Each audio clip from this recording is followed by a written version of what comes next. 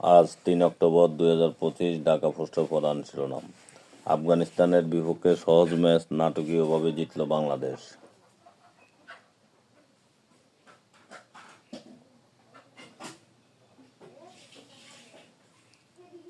ভাষা সংগ্রামী আহমদ রফিক আর নেই।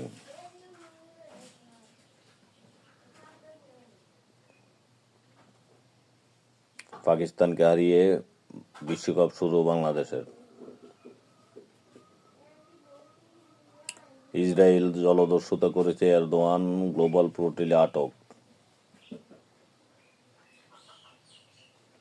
গাজায় পৌঁছানোর আগে ফ্লোটিলার যাত্রা শেষ, জানালো ইসরায়েল।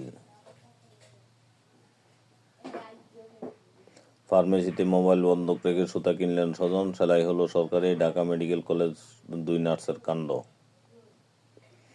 ভারতে দুর্গা বিসর্জন দিতে গিয়ে 13 জনের মৃত্যু। শাপলা প্রতীকে অটল এনসিপি, তালিকা থেকে প্রতীক চাইতে বলল ইসি। বান্দরবনে পর্যটকরা নির্বিঘ্নে ভ্রমণ করতে পারবেন, জেলা প্রশাসক।